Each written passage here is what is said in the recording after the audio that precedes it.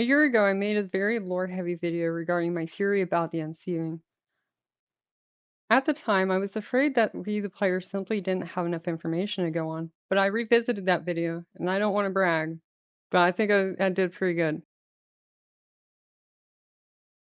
I had an obsession with the Unseeming. I was so obsessed with this and the nomenclature of it.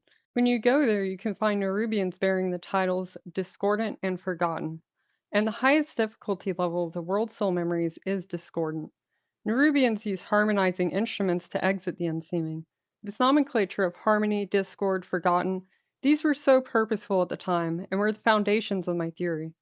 Now that we have gone to Harandar and seen the Rift of Uln, we can learn a lot about Xal'atath's motivations. Personally, I don't think that Xal'atath's goal was actually the Sunwell. Going for the Sunwell forced the hand of allied factions to defend it, but especially light users who were called to the well. Many turn their zeal to wrath and become consumed by their anger given purpose by the light. But hold up. Let's rewind a bit. Here is an extremely overlooked trailer for The War Within.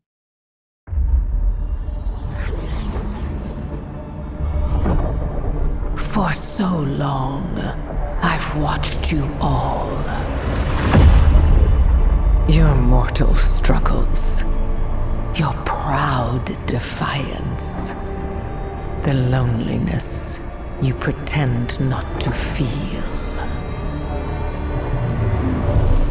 You cling to hollow faith that can't sustain you. You revel in power that cannot withstand what is to come. You convince yourselves that you are of purpose, that your great deeds can make a difference. But deep down, you know the truth. That when all your illusions are burned away, all that is left is your fury.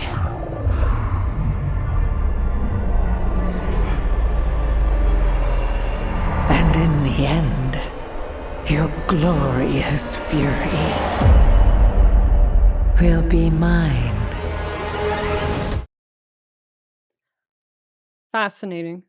But what does this mean? Xal'atath tells Illyria, You know, Illyria, you mortals are the most wrathful creatures in existence. I've watched you break worlds, overthrow gods. Even the realm of death couldn't hold you. Your hunger for violence is insatiable. You lured us here, unleashed us upon the Nerubians, all to fuel the Black Blood's power. My power. This stops now. Your determination delights me. and I love that the writers are working these whispers into the story too.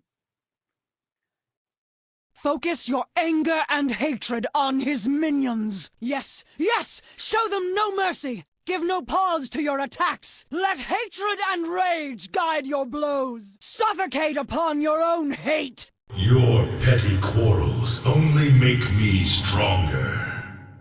Rage is fleeting, but the mind is eternal.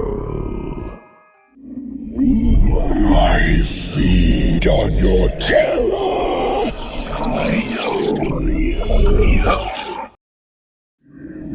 Your screams will echo forever. I feast on suffering. Her heart is a crater, and we have filled it.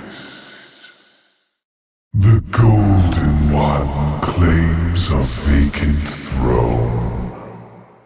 The crown of light will bring only darkness.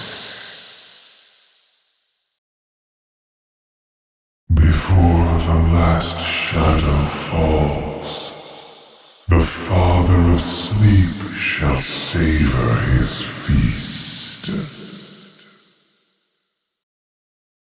You betray your friends. My theory is that Xalatath doesn't actually care about the Sunwell in the long term, nor do I think she cares about the Devouring Host's survival as a result of the war. The Devouring Host occupy her original homeworld in the Void Storm and are responsible for the death of her planet. Sending them to their grave to fight us is only a win-win situation for her. They are disposable, and the war will perpetuate. If they succeed, she wins. If they fail, she wins a personal victory against them and prolongs the bloodshed. The fury of the Light Wielders might also unintuitively be playing into the same plot as the Black Blood, by giving rise to the Light Bloom. Both are direct attacks on Harandar, which is suffering from the Blood's effects on the roots, and the Light Bloom's infestation of a world tree, Shaladrisil. What we've seen within the Unseeming is very similar to what we know about the Rift of Olm. The Herener that enter the Rift of Olm become attuned to its maddened cries, driving them to madness and then to death. The only solution is to join the Shulka and sever their connection to the World Soul. But they say this voice from the Rift is the same as from the Cradle. They are echoes from the same goddess who sings and whispers to them. They are the same entity. While this has led me to speculate that Alnhara and the Earth Mother might be the same entity, and that Alnhara could quite possibly have been the element of spirit, is a topic for another video and separate from this theory. For this video, though, I think that Xalatath is playing a complex game. If we don't defend the Sunwell, she gets to make a Void Well, and if we defend it, then we are feeding the Black Blood and creating the Light Bloom to infest Harandar. The World Soul is watching and recording the memories of our battles, our despair, our hope, our anguish, painful memories, discordant ones. The Herener that wander the Rift of Olm become attuned to the discordant song, which retells memories of corruption and nightmares. While those who glimpse the Unseeming are disharmonized from the song and discordant, those who die in the Unseeming become forgotten. It is from the rift memories of the shadows emerge, born of the corrupted song, and within the dream rift a mutant wild god has fed on these nightmares and memories, driven to madness. That boss is named Chimeras, and spells cast by his evoked minions include Discordant Shout, and Chimeras himself talks about being forgotten. And he speaks of a ceaseless hunger to devour ever more all dust. But his final words are simply silence. It is self-evident now that the discordant memories, Unseeming, Rift of Olm, it is all connected. Her dreams sing beneath the surface. But like in my original video, I have to bring up the insistence of the old gods that Yogg-Saron created us by giving us flesh. That we should shun all those who do not share this bond of flesh. The old gods and their minions are so persistent in telling us that Yogg-Saron gave us the curse of flesh. But we already knew that, and we already killed him, right?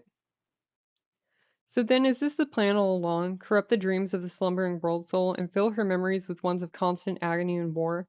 To wake her, her eyes opened, and shudder them forevermore? Alhara's part in the Emerald Dream seemed to have ended when she left the cradle. And so if she's not dreaming of that, then what does she dream of now? Our dreams, our song. Our dreams, our song. Thanks for watching.